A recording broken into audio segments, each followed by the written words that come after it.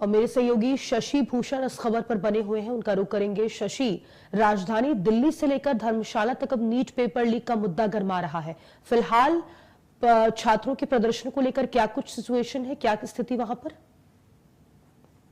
देखिए, धर्मशाला की अगर बात करें तो आज धर्मशाला में जो है छात्र जो है यहाँ काफी संख्या में जो है जुटे हुए थे। तो जैसे चौक धर्मशाला का प्रमुख स्थान है, वहां पर सभी छात्र जो है यहाँ पर उन्होंने विरोध प्रदर्शन किया है और बीजेपी के विरोध में जो है उन्होंने नारे लगाए हैं। धर्मेंद्र प्रधान का इस्तीफा मांगा है।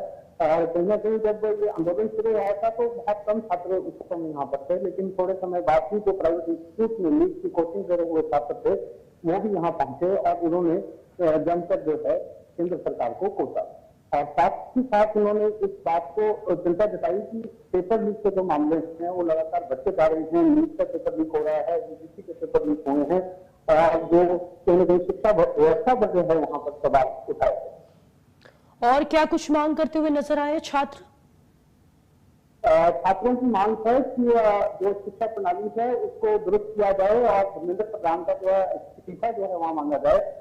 एक महत्वपूर्ण बात मैं आपको यहाँ और बताना चाहूंगा कि कुछ जो शिक्षक हैं वो भी यहाँ पहुंचे थे और उन शिक्षकों ने भी जो है इस बात को लेकर आपत्ति जताई है कि जो बार बार जो छात्र मेहनत करते हैं, मेहनत करने के बाद पेपर जो है पास हो जाता है, लेकिन बाद में पता चलता है कि वो पेपर जो है लीक हो गया है उसका, तो वो जरूरी नहीं है कि वो छात्र दूसरी बार भी पास होगा।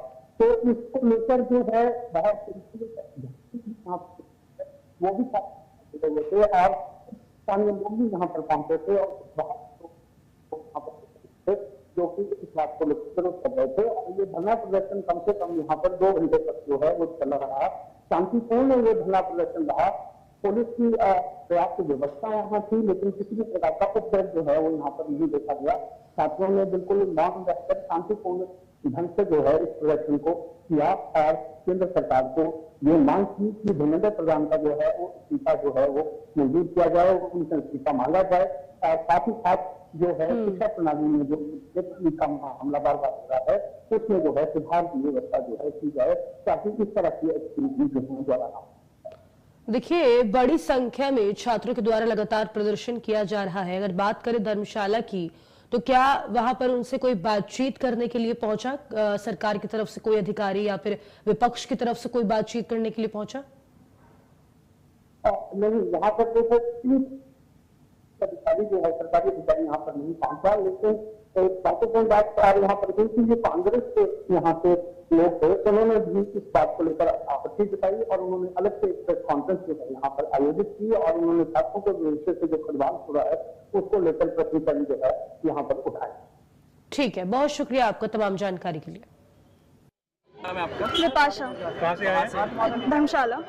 आज यहाँ पे प्रोटेस्ट किया जा रहा है, क्या वजह? Education system, India's education system, the worst education system.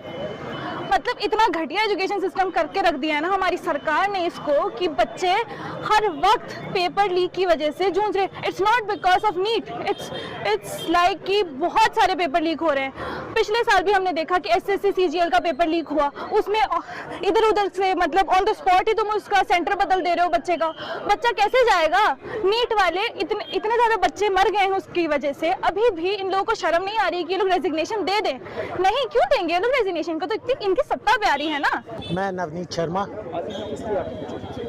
देखिए, शिक्षा अगर सवाल करना नहीं सिखाएगी तो क्या सिखाएगी? अध्यापक होकर हम सवाल करना सिखाते हैं और अगर हम सवाल नहीं करेंगे, बतौर अभिभावक सवाल नहीं करेंगे तो कौन सवाल करें?